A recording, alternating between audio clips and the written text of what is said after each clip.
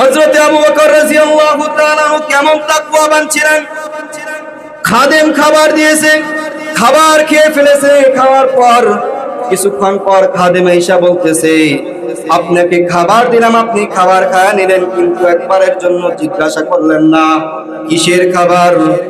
বলতেছে যে আমি যেই খাবারটা আপনাকে দিছি ওই খাবারটা হলো, আমি যখন ইসলাম গ্রহণ না করছি, কাফের ছিলাম, ওই সময় আমি জ্যোতিষী ছিলাম, আমি হাত দেখে মানুষের ভবিষ্যৎ বর্ণনা করতাম। কথা বলেন ঠিক কিনা? এখনো আছে কি নাই জ্যোতিষী? আমাদের সমাজে আছে কি নাই? ইদানিং ফেসবুকে ঢুকলে দেখা যায় এক জ্যোতিষী ভাইরাল। কথা বলেন ঠিক কিনা? এমন এমন কথা বলে জ্যোতিষী ভাইরাল। কথা বলেন ঠিক কিনা?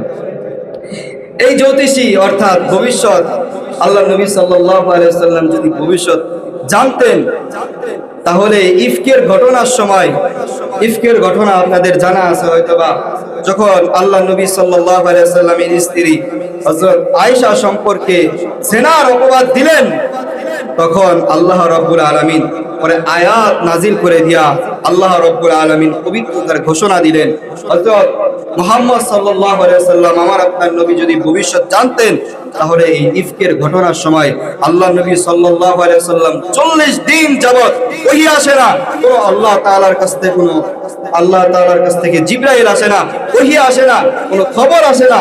আল্লাহ নবী সাল্লাল্লাহু আলাইহি ওয়াসাল্লাম খুব কষ্টে কাটাইলেন। তখন আল্লাহ রাব্বুল আলামিন 40 দিন পর ওহী নাজিল করে জানায়া দিলেন ইফকের ঘটনা, যে আয়েশা নির্দোষ, আয়েশা হলো পবিত্রতা।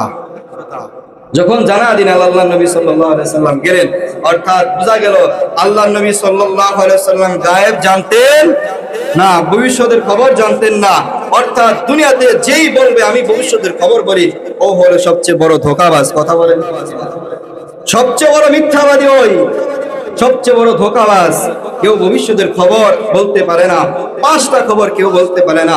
কখন বৃষ্টি হবে আল্লাহ ছাড়া কেউ জানে না, সন্তান কখন ভূমিষ্ঠ হবে আল্লাহ রাব্বুল আলামিন ছাড়া কখন কেউ বলতে পারে না, আল্লাহ রাব্বুল আলামিন কখন কিয়ামত দিবেন কেউ বলতে পারে না, ভবিষ্যতে তোমার কি আছে কপালে এটা কেউ বলতে পারে না। এরকম 5টা জিনিস আল্লাহ রাব্বুল আলামিনের হাতে, আল্লাহ রাব্বুল আলামিন ছাড়া গায়েব কেউ জানে না। অর্থাৎ যখন হযরত আবু বকর রাদিয়াল্লাহু তাআলা আনহুকে বললেন যে আমি তখন জ্যোতিষী ছিলাম, মানুষের হাত দেখে বলে দিতাম, এক লোক আয়েশা হযরত আবু বকরকে বলতেছে, ওই খাদেম, আমি যখন কাফের ছিলাম, এক লোক আয়েশা আমাকে বলতেছে যে এই অঞ্চলে কোন জ্যোতিষী আছে কিনা। কয় কি করবা? কয় আমার হাতটাকে একটু দেখাইতাম। কয় আমি তো জ্যোতিষী। কয় আপনি জ্যোতিষী? কয় তাহলে তো ভালোই হলো, তাহলে আমার হাতটাকে একটু দেখে দেন। আমি তার হাত দেখে দিলাম।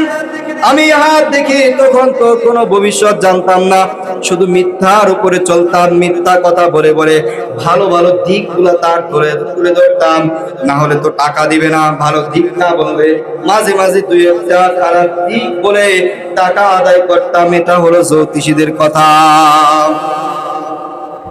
আমি টাকা আদায় করলাম, তাকে বলে দিলাম যে তোমার ভবিষ্যতে অনেক ভালো হবে। আচ্ছা ঠিক আছে। সে ওই ব্যক্তি আবু বকর রাদিয়াল্লাহু তাআলা কেমন তাকওয়াবান ছিলেন। একবার হযরত আবু বকর রাদিয়াল্লাহু তাআলা নূর দরবারে তার খাদেম আয়েশা তাকে কিছু খাবার হাদিয়া দিলেন। হযরত আবু বকর রাদিয়াল্লাহু তাআলা তার খাবার গ্রহণ করলেন। ক্ষুধার্ত ছিল, খাবার গ্রহণ করে ফেলেছে। কিছুক্ষণ পর ওই খাদেম আয়েশা বলতেছে, সিদ্দিক আকবর, আপনি আমার খাবার গ্রহণ করলেন, কিন্তু আপনি খাবার খাওয়ার আগে জিজ্ঞাসা করলেন না কিসের খাবার খাইলেন।